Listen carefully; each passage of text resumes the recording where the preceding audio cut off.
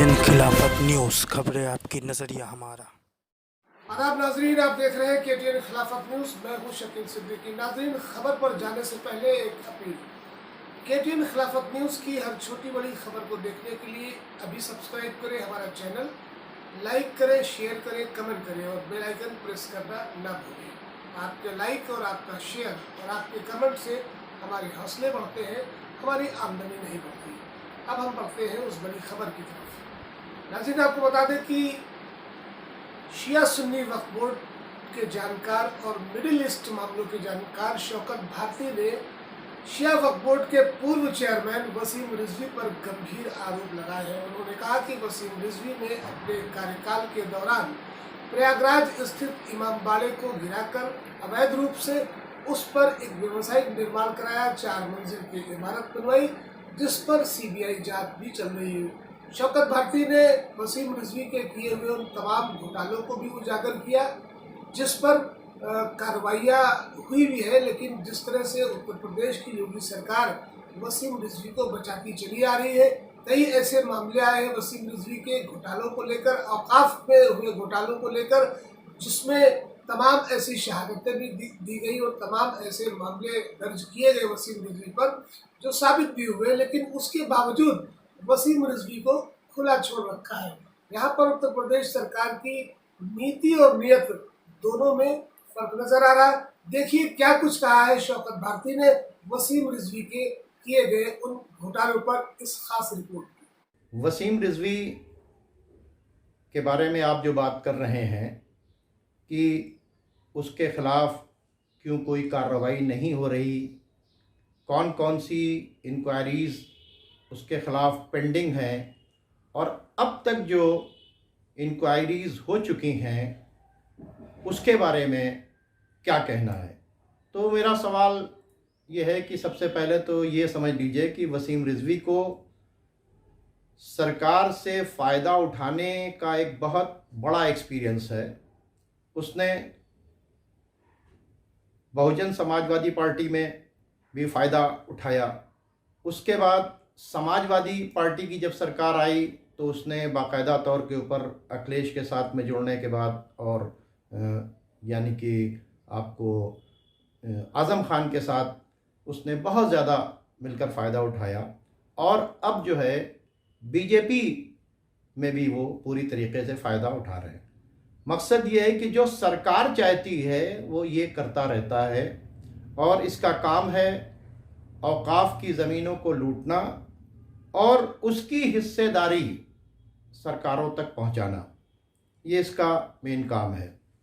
और यही वजह है कि इसके ख़िलाफ़ लखनऊ के अंदर, इलाहाबाद के अंदर और मुख्तलिफ़ जगह प्रोटेस्ट हुए और इसके ख़िलाफ़ उत्तर प्रदेश में 6 जगह, सहारनपुर में, मुजफ्फरनगर में, मेरठ में, आगरे में, कानपुर में, इलाहाबाद में, लखनऊ में बहुत सी FIR दर्ज है और उसके ख़िलाफ़ शहर इलाहाबाद का इमामबाड़ा बुलडोज़ करने के सिलसिले में और इमामबाड़ा बुलडोज़ करके कमर्शियल मार्केट बना दिए जाने के वजह से एक CBI इंक्वायरी भी सेटअप है जो अभी भी पेंडिंग में है। तो इसके ख़िलाफ़ कार्रवाई इसीलिए नहीं हो पाती कि जो भी सरकार रहती है वो इसके सर के ऊपर हाथ रखे हुए, और यही वजह है कि वो अपने काले कारनामों को छुपाने के लिए टेलीविज़न चैनल के ऊपर तरह तरह के बयानात देता रहता है।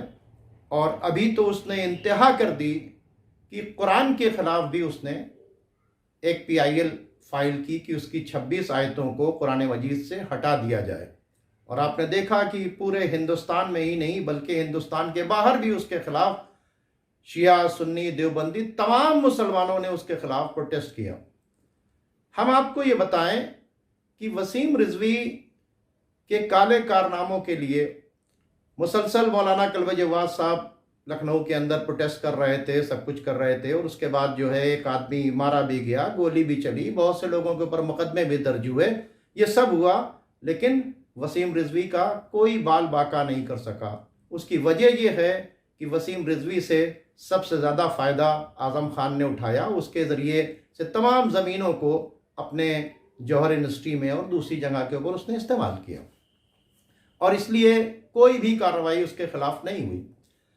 हालात इतने बिगड़े कि इसने इलाहाबाद का इमामबाड़ा बुलडोज करके उसे 4 मंजिला कमर्शियल मार्केट में तब्दील करवा दिया, जिसके बाद हमने इस पर प्रोटेस्ट शुरू किया और मैं खुद मुख्तार अब्बास नकवी साहब से जाकर मिला कि भाई इसके खिलाफ अब कार्रवाई कीजिए।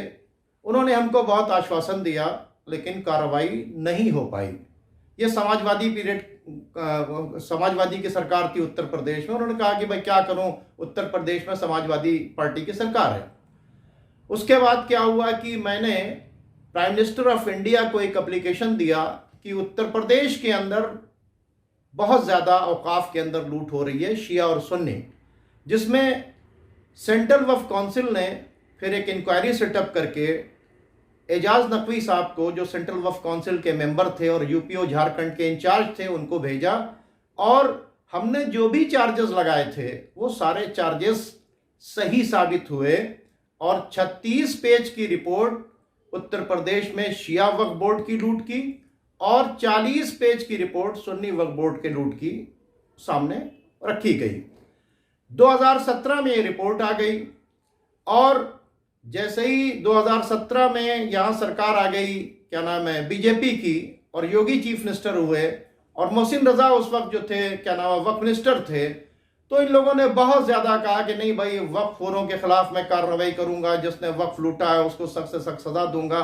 तमाम चैनल्स के ऊपर आकर बयान देते रहे और मैंने खुद शहर इलाहाबाद के अंदर वक्फ मिनिस्टर मोहसिन रजा को बुलाया और बुलाने के बाद मैंने उनको दिखाया कि देखिए किस तरह से औकाफ बर्बाद किए गए हैं और ये आप देखिए किस तरह से इमामबाड़े को बुलडोज करके कमर्शियल मार्केट में चेंज किया गया। हद तो ये हो गई कि शानशीन जहां पर अलम वगैरह सजते थे वहां के ऊपर टॉयलेट बना दिया गया। तो इस लड़ाई को हमने पूरी तरीके से लड़ा और उस बिल्डिंग को सील करवाया और उसके बाद डीएम से लेकर पीएम तक लिखा पढ़ी होती रही। नतीजा क्या हुआ, सबकी रिपोर्ट में यह बात साबित हुई कि नहीं साहब, इसने प्लेस ऑफ वर्शिप को बुलडोज किया है और उसके ऊपर कमर्शियल मार्केट बनाई है और क्योंकि इसने रिलीजियस सेंटिमेंट्स हर्ट किए हैं इसलिए 153A की कार्रवाई की जाए, लेकिन कोई कार्रवाई नहीं हुई। खुदा भला करे गयूरुल हसन रिजवी साहब को, जो चेयरमैन थे नेशनल माइनॉरिटीज कमीशन को, जब मैंने उनको एप्लीकेशन दिया तो उन्होंने डिस्ट्रिक्ट इलाहाबाद के डीएम और एसएसपी और एडीए के वीसी, इन तीनों को तलब किया।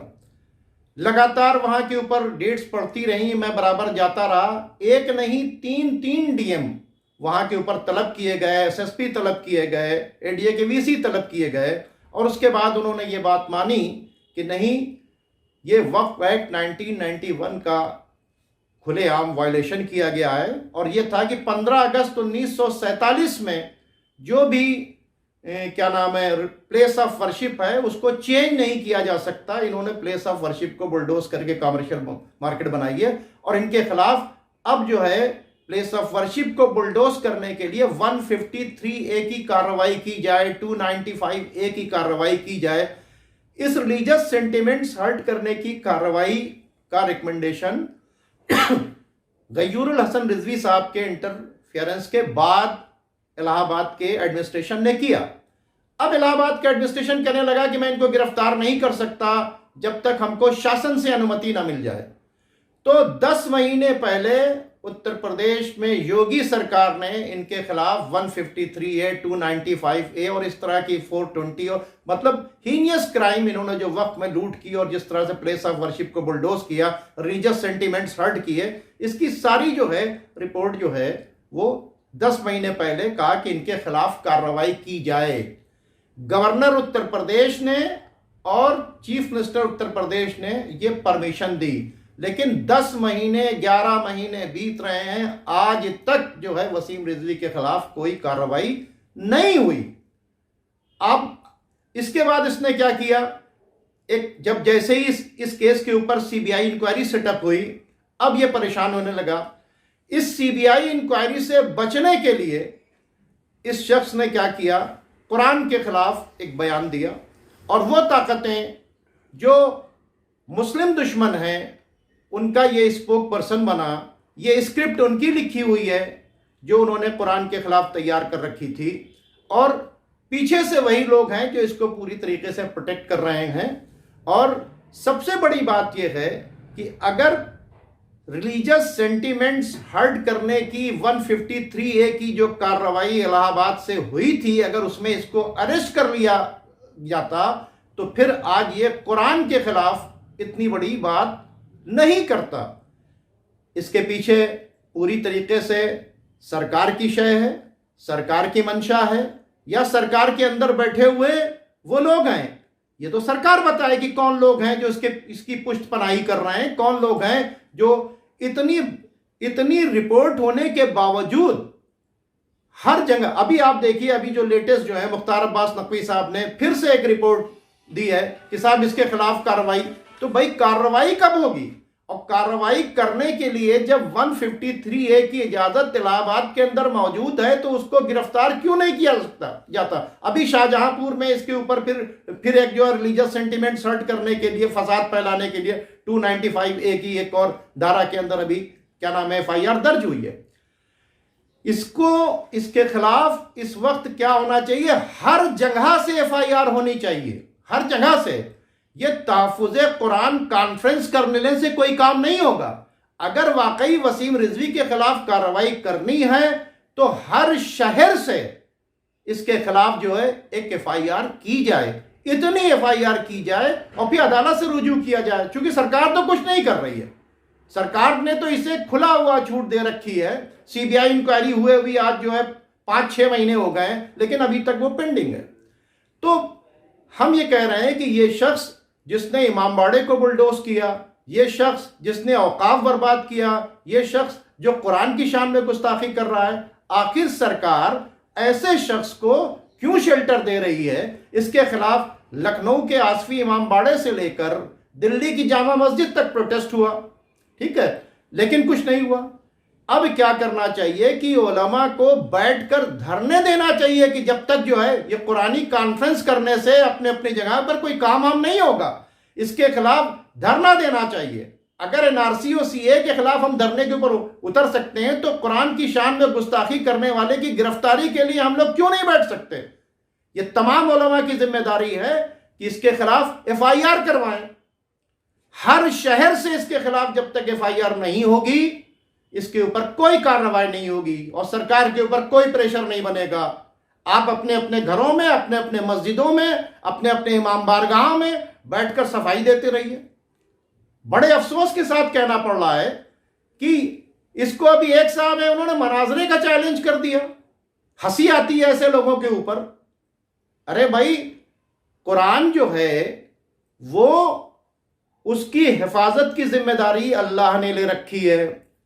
कुरान रसालत माब सल्लल्लाहु अलैहि वसल्लम से लेकर अगर आप देखें तो 12वें इमाम तक कुरान हमारे पास रहा, फिर मराजे किराम के पास रहा, फिर तो सवाल ये पैदा होता है, आज अगर कोई कहे कि सूरज में कोई चीज मिला दी गई है, चांद में कोई चीज मिला दी गई है, तो उसको लोग पागल कहेंगे। वैसे ही अगर ये कह रहा है कि कुरान में 26 आयतें जो है वो दाखिल कर दी गई हैं जिनके वजह से जो है वो दहशतगर्दी फैल रही है, अरे साहब, कुरान ने दहशतगर्दों के खिलाफ कार्रवाई की बातचीत की है। यही वजह है कि हमारे तमाम मराजे आईसिस के खिलाफ, अलकायदा के खिलाफ, अल-शबाब के खिलाफ, जितनी टेररिस्ट ऑर्गेनाइजेशन है, अल-नुसरा के खिलाफ, जितनी दुनिया भर की दहशतगर्द तंजीमें हैं उनके खिलाफ लड़ने का हमारे यहाँ से फतवे हैं। ये सब कुरान के मानने वाले हैं। वो मराजे किराम जो कुरान के ऊपर अमल करने वाले हैं, उन्होंने दहशतगर्दी को मना किया है, उन्होंने लोगों की जान बचाई है। दूसरे लोगों की जान बचाने का सबसे बड़ा एग्जाम्पल अगर आपको दिखाई देगा तो आपको इराक के अंदर दिखाई देगा। फकत 5 लाख ईसाई थे, मारना कौन चाह रहा था? आईसिस। बचाया किसने? मराजे किराम के एक फतवे ने। पनाह कहाँ दी उनको? नजफ में, करबला में उनको पनाह दी गई। तो इसके मतलब ये जो कुरान के ऊपर ये बहतान लगा रहा है और जो लोग इससे मनाजरा कर रहे हैं, मैं उनसे पूछना चाहता हूं, वो तो कह रहा है पूरी दुनिया एक तरफ हो जाए, मैं नहीं मानूंगा, तो आप क्या मनवा लेंगे उससे? जो एक सोची समझी साजिश के तहत बैठकर किसी का स्पोक पर्सन बना हुआ है, वो ताकतें जो सरकार की आड़ में छुपी हुई हैं, जो इस्लाम दुश्मन ताकतें हैं, ये उनका स्पोक पर्सन बना हुआ है। अब इससे क्या कीजिएगा? सिर्फ ये डिबेट्स में बैठकर उल्टे सीधे